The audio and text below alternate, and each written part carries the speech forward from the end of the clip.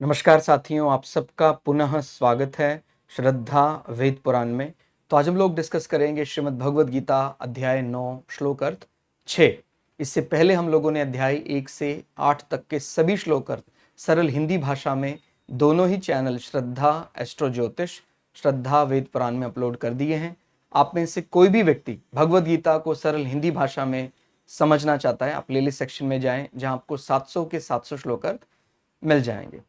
तो बहुत ही सुंदर अलग अलग उदाहरणों के माध्यम से भगवान ये जीव और आत्मा के बीच के अंतर को समाप्त करने की यहाँ कोशिश कर रहे हैं कि कभी भगवान जल में जैसे बर्फ है उसकी बात करते हैं, कभी भगवान आकाश में जैसे वायु रहती है।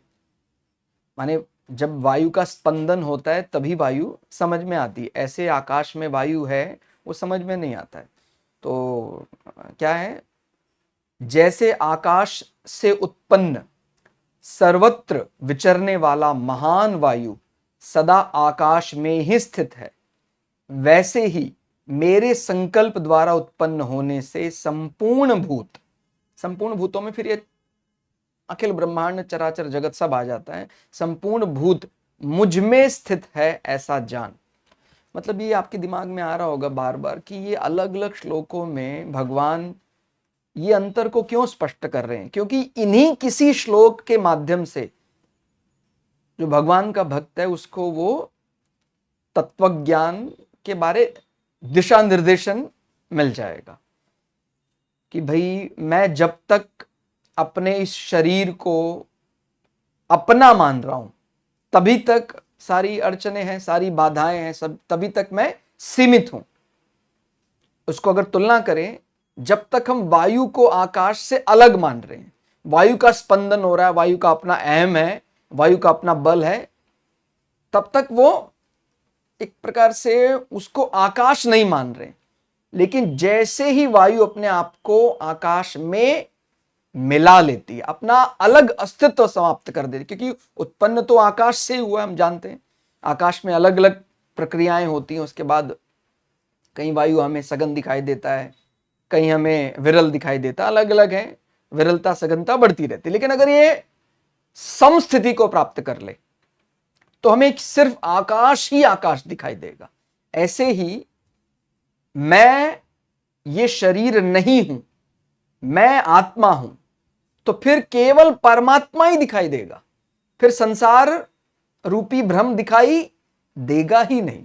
तो अलग अलग उदाहरणों के माध्यम से ऐसा कि क्या पता वो विचार किसी व्यक्ति के मन पे आ जाए और उसका बुद्धि, उसका विवेक जागृत हो जाए और उसको इस संसार रूपी जाल से निकलने का मार्ग मिल जाए, क्योंकि वो तो सत्य है, जस का तस है, मिलने वाला नहीं है, मिला हुआ है। ये अंतर मन एकदम क्लियर होना चाहिए। तभी तो हमने पुराने कुछ श्लोकों में पढ़ा था कि जब हमें तत्व ज्ञान या कुछ ऐसी स्थिति प्राप्त होगी, बोध जिसको आप कह सकते हैं, आत्मबोध होगा, तो हम हदप्रभ हैरान रह जाएंगे, क्योंकि उस समय पर कुछ नया मिल गया, कुछ नया प्राप्त हो गया, ऐसा नहीं। जो पहले से ही समझ में आ रहा था वो एकदम सुस्पष्ट हो जाएगा। तो अभी भी वही बात चल रही है कि वो मिला पहले से ही है, लेकिन इस भ्रम जाल में ऐसे जकड़ गए अपने अहम के कारण, मैं मेरा, कि वो जीव अपने आप को अलग माने बैठा है, केवल शरीर तक सीमित माने बैठा है।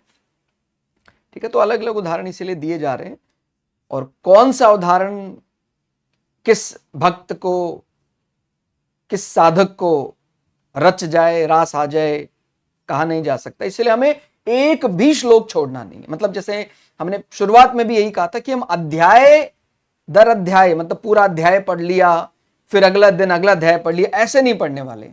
हम श्लोक के बाद अगला श्लोक ऐसा पढ़ेंगे, एक श्लोक का मनन पूरे दिन करेंगे, तब कहीं जाकर वो हमें 700 श्लोक जो है वो रच बस जाएंगे हमारे मन में।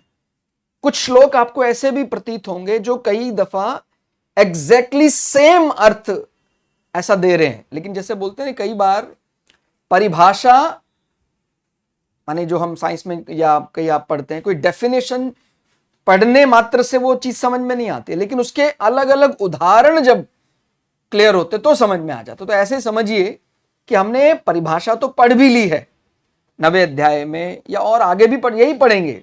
कहीं शरीर शरीरी की बात चल रही है, कहीं क्षेत्र क्षेत्रज्ञ की बातें चल रही हैं, बातें सब वही हैं, लेकिन कौन सा उदाहरण अपने को समझ में आ जाए कहा नहीं जा सकता है।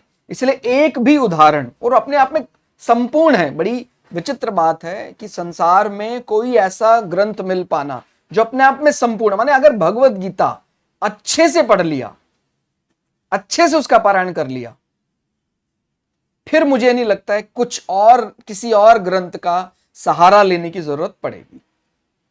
अच्छे से अब इसका ये अच्छे से का अर्थ, एक बार पढ़िए, 2 बार पढ़िए, 3 बार पढ़िए, 4 बार पढ़िए, बजाय कि अलग अलग 50-100 ग्रंथ पढ़ें। हालांकि समय मिलने पर अलग अलग हमने पढ़ा ही है, अलग अलग पुराणों का अध्ययन, उपनिषदों का अध्ययन, लेकिन जब व्यक्ति को ये अब समझ में आ जाता तो फिर, क्योंकि अपने को ब्रह्मज्ञानी को नहीं, अपने को ब्रह्म को जानने के लिए एक समय ऐसा आता है जब व्यक्ति को लगता है कि नहीं, अब ब्रह्म को जानने के लिए समय, जैसे अब अलग अलग कथाएं पढ़ते तो उसमें अलग अलग ब्रह्म ज्ञानी के क्या लक्षण हैं ये पढ़ते हैं, क्या ऐसे ऐसे कथाएं चलती। जब व्यक्ति उसमें पारंगत हो जाता है तो फिर वो जिंदगी भर वो एक ही पैटर्न को फॉलो नहीं कर सकता कि भाई ब्रह्म ज्ञानी के लक्षण क्या। अब माने वो समय ब्रह्म ज्ञानी को जानने में लगाना है या ब्रह्म को जानने में लगाना है? ब्रह्म को जानने में लगाना, क्योंकि ये हम ही जान सकते हैं और कोई नहीं जान सकता। ये बात एकदम स्पष्ट होनी चाहिए कि हमें गुरु मार्ग बता सकते हैं, मार्ग पे चलना अपने को ही पड़ेगा। इसीलिए जिसको बार बार यहां तत्व ज्ञान कह रहे हैं, बोध हो रहा है, वो मुझे करना होगा, मैं उसके लिए तत्पर होकर आगे बढ़ूं।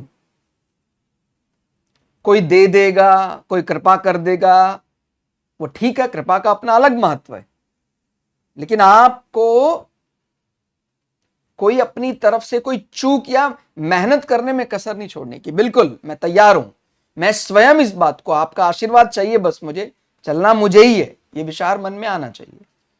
ठीक है, तो उसको जैसे आकाश में उत्पन्न सर्वत्र विचरने वाला महान वायु, वायु का बल असीमित है। जब वायु चलने लग जाता है तो देखिए कैसा वो अपने मदमदान्ध होकर बहता है, मतलब ऐसा कि मैं ही हूं और कोई है ही नहीं। ऐसे ही मनुष्य के साथ है, जब वो शरीर के साथ जुड़ता है उसका अहम, ऐसा लगता है बस मैं ही हूं, मेरे अलावा और कौन है, मैं ही हूं सब, सही यही सब कुछ है। और जब उस वायु को, माने कैसे बोध होगा, उस वायु को अपने आप को आकाश मानना पड़ता है, तो फिर आकाश ही आकाश हो जाता, वो अनंत है। ऐसे ही जीव को अपने आप को मैं मेरापन छोड़कर देखना पड़ता है, तो फिर वो एक अकेला जीव नहीं, वो परम शक्ति परमात्मा नजर आता है। ठीक है, तो वैसे ही मेरे संकल्प द्वारा उत्पन्न होने से संपूर्ण भूत यानी संपूर्ण चराचर जगत में जो भी कुछ व्याप्त है मुझ में स्थित है, ऐसा जान।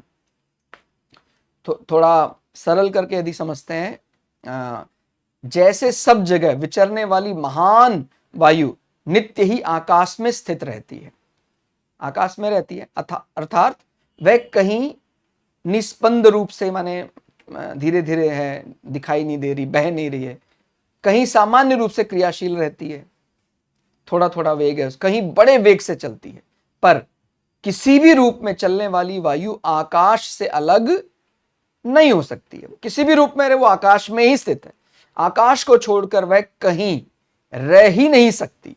इसी प्रकार जीव कभी परमात्मा से भिन्न रह ही नहीं सकता है, शुरू से उसी में अवस्थित है। ऐसे ही तीनों लोक और 14 भुवनों में घूमने वाले स्थावर जंगम संपूर्ण प्राणी मेरे में, उस परमात्मा में स्थित हैं।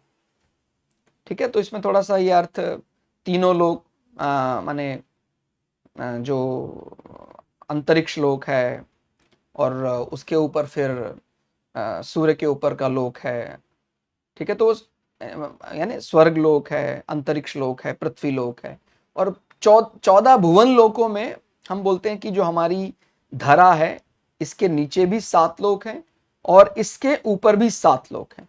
तो 14 भुवन, ऊर्ध्वलोक और अधोलोक, मतलब यानी ऊपर के लोक। तो 7 ऊपर के लोक हैं, 7 नीचे के लोक हैं। तो मतलब कई बार ऐसा लगता है जैसे पूरा का पूरा एक माया जाल, ट्रैप है, कितने अलग अलग सृष्टि बताई गई है, ये है वो है, लेकिन ईश्वर को जानते ही फिर अपना अर्थ लोकों से नहीं रह जाता, अपना अर्थ तो केवल परमात्मा से रह जाता है। कितना विशाल ये अखिल ब्रह्मांड, कितने लोक, ये अलग अलग जीव प्राणी, ऐसा लगता है कि उसको जान लेने के बाद भी कितना कुछ बचा रहेगा। हमने मान लीजिए एनाटॉमी समझ ली, उसके बाद कितना एस्ट्रोनॉमी रह जाएगी, एस्ट्रोलॉजी रह जाएगी, मैथमेटिक्स रह जाएगी, मतलब जानते ही रहे जानते रहे। लेकिन अगर एक तत्व ज्ञान को जान गए तो फिर सब कुछ जान जाएंगे, ठीक है। तो मतलब इतने अलग अलग लोक हैं, इतना अनंत ब्रह्मांड है, तो क्या वो बाहर से जाना जा सकता है? पूरा जीवन भी अध्ययन कर लें तो नहीं जाना जा सकता। लेकिन अगर वो एक बार ये अंतर समझ में आ गया, अगर मैं अपने शरीर और शरीरी को अलग अलग देख पा रहा हूं कि मैं शरीर नहीं, मैं शरीर में रहता हूं, शरीरी हूं, तो फिर उसको तत्व ज्ञान, उसको बोध हो जाता है। तो कितना एक तरफ देखे संसारी दृष्टि से कितने अलग अलग लोक हैं। क्या बोलते हैं ऊपर के लोकों में सबसे ऊपर का लोक है ब्रह्मा का निवास, सत्यलोक, उसके नीचे फिर तपलोक, जनलोक, महरलोक, स्वर्गलोक, भूवरलोक, भूलोक। भूलोक यानी हमारी धरा।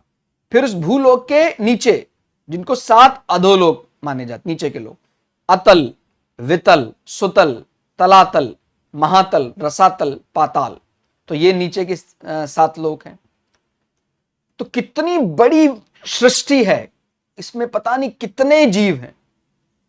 अगर सांसारिक दृष्टि से देखते हैं तो उसका ज्ञान हम एक जीवन में क्या हजारों जीवन भी लगा दे, हो नहीं सकता है। लेकिन अगर हम उसको तत्वबोध अंदर से जानने का प्रयास करेंगे, हमें बोध हो जाएगा। तो तत्वबोध होते हमें सब कुछ ध्यान में आ जाएगा, ठीक है। तो यहां ये भी समझना है, और उसके लिए अपने को मैं मेरापन, अहम त्यागना होगा। वायु को भी अपना अलग होने का जो बल, कि वायु में कितना बली, मैं तो बहुत बली हूं, उस बल को वायु को त्यागना होगा। तो फिर वायु भी आकाश ही दिखाई देने लग जाएगा, चाहे प्रकृति के सृजन का समय हो, चाहे प्रलय का समय हो।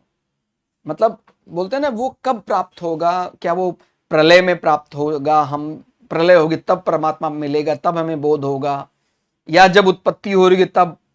तो कहते हैं भाई जब अपने को ज्ञान मिल जाता है, उसमें फिर ये समय नहीं देखा जाता कि अभी सृष्टि में इतना समय रह गया है, प्रलय आने वाली है, सृजन आने वाला है। वो जब मिलता है तो फिर ये समय का चक्र समाप्त हो जाता है, ठीक है। तो चाहे प्रकृति के सृजन का समय हो, चाहे प्रकृति के प्रलय का समय हो, अनंत ब्रह्मांड के संपूर्ण प्राणी सर्वथा मेरे साथ ही रहते हैं। जैसे ही वो मैं मेरापन छूट जाता है, परमात्मा के साथ एकीकरण हो जाता है, तो उसको ऐसे लगता है कि भाई ये प्रलय का और ये सब का तो तभी तक चक्कर है जब तक मैं संसार के साथ जुड़ा हूं। मैं परमात्मा के साथ हो गया तो फिर ये सृजन प्रलय सब समाप्त, ठीक है। कब शुरू हो रहा है? इतने अभी आपने वो समय के काल के बारे में बताया था, वो इसीलिए समझाया था। कितना टिपिकल टर्मिनोलॉजी है, इतने लाख साल, इतने वो कब तक है? जब तक मैं मेरापन रहता है, जब तक मैं संसार में, और जैसे ही मैं मेरापन समाप्त, इतना बड़ा समय, इतना युग छोटा, वो सब समाप्त, परमात्ममय हो गए।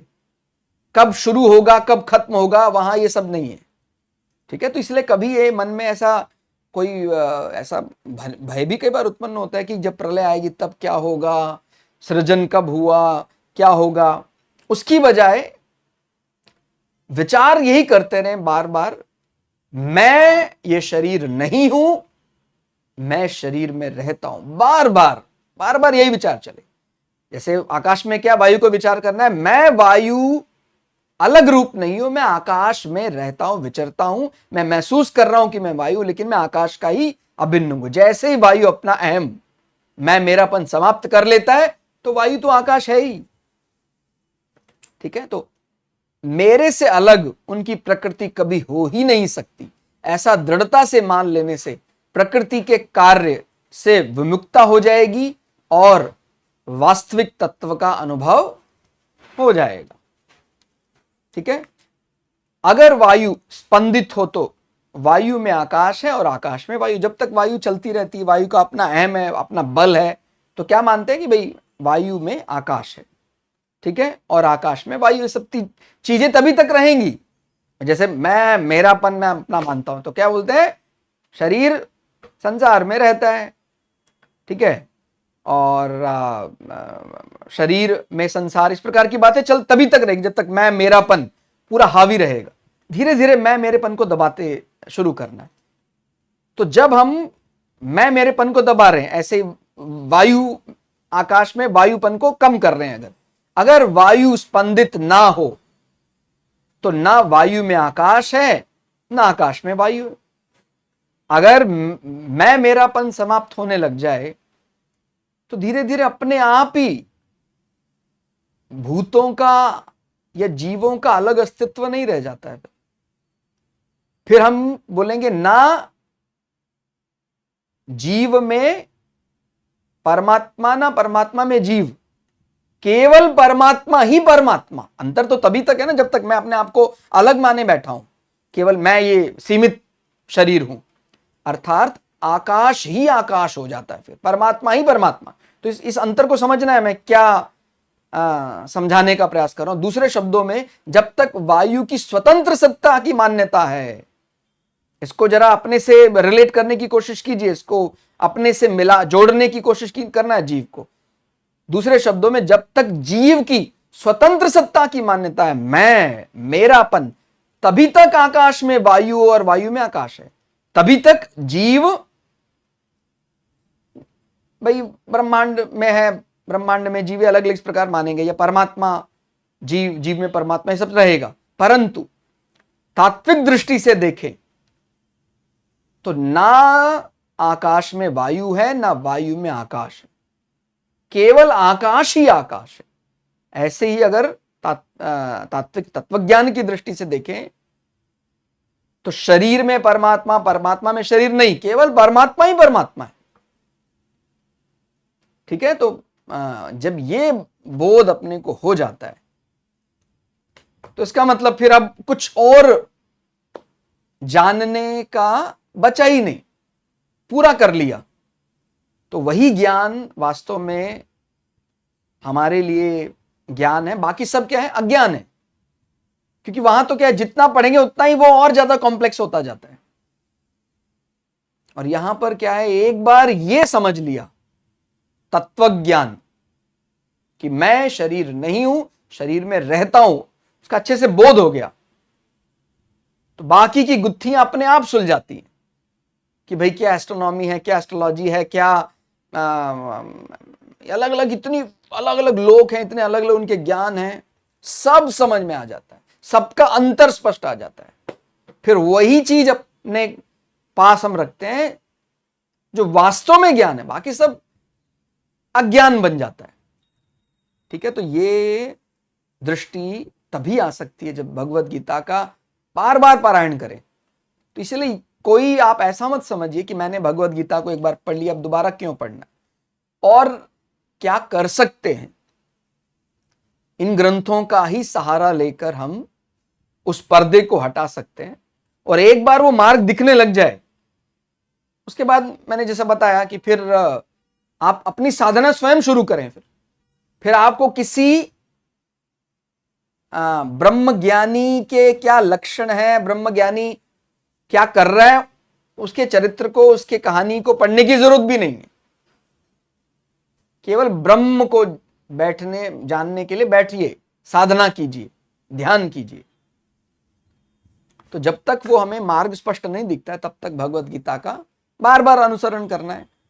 और मैं तो ये समझता हूँ, अगर मतलब आज के समय पर जैसे आयु का भी कलिकाल में कम है आयु, तो भगवत गीता का ही हम 2-3 बार अगर उसका अनुसरण कर लेते हैं, पढ़ लेते हैं उसको, 700 के 700 श्लोक अलग अलग, मुझे नहीं लगता है फिर कोई ऐसा रह जाएगा प्रश्न जहां आपको माने मार्ग तो स्पष्ट दिखाई देने लग जाएगा कि उस मार्ग पर अपने को चलना है।